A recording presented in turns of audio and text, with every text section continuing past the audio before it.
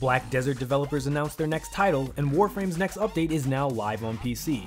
All that and more, I'm Ethos, and this is Free to Play Weekly.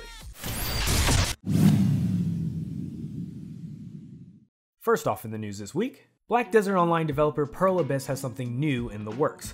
Project V, and we're not sure if that's supposed to be a letter V or short for 5, was announced via their Facebook page earlier this week. There, it was described as an adorable family MMORPG that everyone can enjoy. Given its apparent social and family-friendly nature, it's hard to imagine Project V not being free to play. It's also entirely possible and perhaps likely that it will be a mobile title first and foremost, as opposed to a PC or console game like Black Desert. And since the game was announced via Pearl Abyss's English Facebook page, it's probably intended for a Western release. But for right now, all we've got is this one piece of art. Moving on, there's a new operation that went live last week for PC Warframe users that will have you packing your thermal ninja suits for a trip to Venus.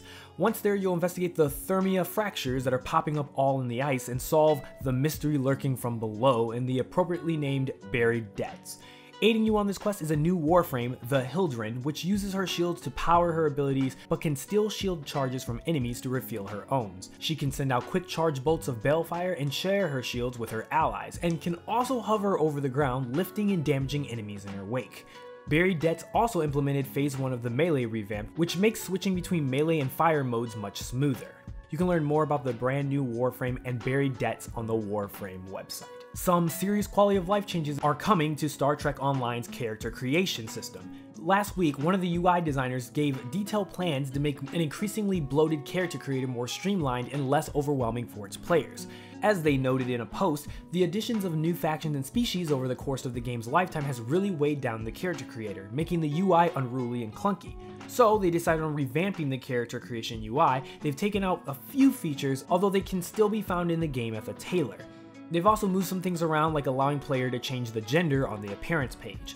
The post doesn't go into great detail on what will be changed when the update hits the server, as some things they'd like to do are still being mulled over. But based on what we've been told so far, it seems like players can expect some cool things coming soon. CD Projekt Red's Witcher-themed card game Gwent is about to get its first ever expansion. Titled Crimson Curse, the expansion introduces Witcher 3's higher vampire Deadloff to the game. When the update arrives on March the 28th, it will introduce new monsters, villains, and hero players of the third Witcher game, which will be familiar to most. Deadloff is using the Blood Moon as an opportunity to reawaken his kin and wreak havoc upon the world. Players can choose to join his army or fight against him using over 100 brand new cards added in the expansion. Of these cards, 31 will be neutral, while the factions will receive 14 cards each. Some of the cards that I've already mentioned have already been revealed on the game's website, with more of them planning to be revealed over time. And finally, the dev team behind Shroud of the Avatar has made a rather interesting decision regarding the future of their development process. They've decided to go completely remote, with everyone telecommunicating rather than into a physical office for work. The team informed players of this decision last week during the community livestream, where they announced that they are quote-unquote nomadic now.